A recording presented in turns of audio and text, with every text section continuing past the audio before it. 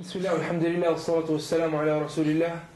الحمد لله حمدا يوافي نعمه ويكافئ مزيده، وصلى الله على سيدنا محمد وعلى آله وصحبه أجمعين. اللهم علمنا ما ينفعنا وانفعنا بما علمتنا وزدنا علما يا كريم. Alhamdulillah, we're here in Medina now. Yesterday we were able to go to Al-Badr, and we've set up the stage over here right now for recordings and for classes and all sorts of things. And so just last night, one of the brothers was requesting that I speak for a few moments about the concept of how to gain knowledge from books, how to treat books, how to what exactly is it that books are used for, and how to not how to choose books, because we discussed that in the knowledge blueprint, but how to use these books and be able to make the most of them. So I said, inshallah ta'ala, what we'll do is we'll do it in a lecture, like 10-15 minutes or something like that, and discuss that in brief. So one of the things that when a person is looking at books and works of the ulama is the fact that this book has, if you look at the front of it, it has an empty page, nearly. Okay, over here a few stamps and these kind of things. But it nearly has an empty page. And if you look at the back of it, it also has an empty page. Okay? So what the ulama, they do is, when they're reading a book, and this is what my shaykh likes to call al-qira'a al-muthmira, the fruitful methodology in reading. Now I don't know where he got this from, but it's very useful. He used to take, so we read several books like this. It takes a longer time to read in this manner, but at the end of the day, when you finish reading the text, you've acquired pretty much everything in the text that you really need from it. Now, some of you might have read thousands of pages. Some of you might have read 300 pages, 200 pages. So everybody has a different amount of pages and a different amount of readings that he's done in his life. Sah? So when you look at that, you're probably going to go through, and if you're reading a third book on Seerah, this Al-Ayyam al-Nadhara, which Ustad Ahmed is teaching over here, if you read books before already,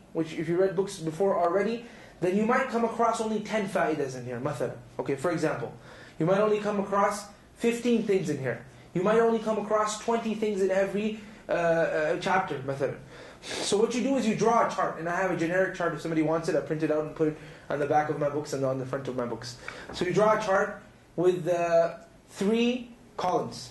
Okay, 1 for numbers, 2, which is supposed to be the largest. Okay, so you have a little one here, then you have a large one. Okay, and then you have another one that's a little small one. So this one, you call it fawaid. You call it points. So you can call it gems, as some people call them, or whatever you want to call them. You call them fawaid. Okay. So as for these fawaid,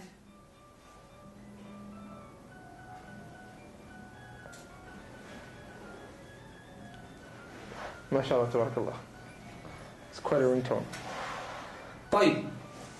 As for these fawaid, what you're going to do is, with these fawaid, you're going to number them. So as you're reading them, you'll number them 1, 2, 3, 4, 5, 6, 7, and you'll write over here the title of the fa'idah. So for example, you come across date of birth of the Prophet ﷺ. As I was doing in a book I was reading about Seerah, date of birth of the Prophet ﷺ. He did it based on astronomical calculations, that he said that, okay, 9th has to be the date, can't be the 12th. 9th has to be the date, can't be the 12th. Mathalan, for example, whether it's correct or not, it's a benefit you benefited. Okay, it's something you benefited that based on this particular person, whatever his name is, he calculated astronomically, it's impossible for the Prophet ﷺ to be born on the 12th. It could be wrong. It could be wrong. But it's something you benefited. So you put over here benefit, and you write that down. Okay? Then you write the page number. So this is how you do all the fawaid, or all the gems, or all the key points that you come across in the text that you're reading. Now if you turn around to the other side, you go over here, istishkalat. Well, that's how you do it in Arabic, but if you're reading an English book, you'd say some things, things that are difficult for you to understand. You can put it in any words that you'd like, things that are difficult for you to understand, some issues that you were unable to comprehend. So you write that over here, and same thing, you have one column over here for numbers, and another column for what? For page numbers. And in the middle you put anything that you think you've misunderstood, or anything that you're unsure of, so that when you come out of this book, there is no unsurety in your mind about anything in the text. Anything in the text. Now this is simple. It doesn't take very long. Well, the reason why I said it's going to take you very long to read a book like this is because we're coming to the third part of it. This, and I've done this with books, this is one of the most difficult tasks to do. Because when you get into reading a topic, you forget to do this. And that is that each paragraph that you read, on the side of the paragraph, you do a little title for the paragraph. A paragraph title. And has anyone ever read a book in one night, مثلا, or 2 nights, or 3 nights? Yes? You have? طيب, how much did you get out of it? Very little. Very little. Why? Because you read, and you read, and you read, and you weren't really focused on understanding.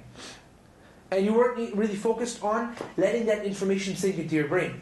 So whereas if you do it like this, where you have paragraph titles on the side, you have to look at each paragraph maybe twice for you to be able to summarize it in 3 words, so you can put it on the side. So when you read that, you put the benefits in the beginning, you put all the important points that you come across, all the gems in the beginning, you put all the difficult points in the back, and then you go ask someone about them, and you put a paragraph title for each paragraph. You come out and literally understood this book. Anything you have pertaining to this book, you've understood it now. That's one thing. And the other thing that I wanted to mention is if you're studying a certain text, for example, with an alim or a talib ilm, or people of knowledge in general, then there is a way prescribed by some of the ulama of Shinqit, and that is that what you do is you take that text. Okay, so we're reading over here Safinat al-Najah. This is a simple explanation of Safinat al-Najah, Nail al-Raja, مثلا. طيب, you take that text and you read the beginning of it, the actual text that you're going to be studying with the shaykh or the talib or whatever, with your teacher. The text that you're going to be reading to the teacher, let's say it's 10 lines. You read it yourself 5-10 times until you get a good understanding of this text. Until you get a good understanding and you're able to almost memorize the information in the text. Okay? That's why when I gave you these translations, I said read on before you come. Okay, so that's what you do. You read on before you come. So when you've understood and read on before you come, what happens is that makes you have certain questions that will arise in your brain. Okay, that will get you to ask some questions during the dars that are actually useful questions. Sometimes people ask questions and the next line has the answer. So a lot of times, even when we're in the class, to say, okay, just hold on, it's coming up. So why? Because of the fact that the person hasn't read on, and that's also proof for the teacher that the person hasn't read his dars on yet. So what you do is you read the lesson. After you're done reading the lesson, then you go and after you're done reading the lesson a few times, you go and read a simple explanation of it. A simple explanation of it. By yourself, in a quiet area, you go and read yourself a simple explanation in a park, in wherever you can find quiet time by yourself. And after you're done with that now, you go to the shaykh, you go to the ustad, you go study that text, and when you finish off with studying that text, that particular passage, then you go home and you sit by yourself again. Okay? During the dars, particularly, you were not taking any notes. Okay? This is only advised for people that are actually follow the entire process. If you're not going to follow the entire process, please take notes. Please take notes. Okay? For if you are going to follow the entire process, where you're going to read the text to yourself, then you're going to read a small explanation of it yourself, you're going to write down questions about it yourself as well, then and only then, don't write notes during the class. Don't write notes during the class. You sit attentively through the hour, hour and a half, 2 hours, however long your dars is. After you're done with the dars, attentively, without taking notes, then you go home. Right after you finish the dars, you try to use your memory to remember everything the shaykh said, and you write it down. So you take your notes afterwards. This will help a person sharpen his memory as well. This will help a person sharpen their memory as well.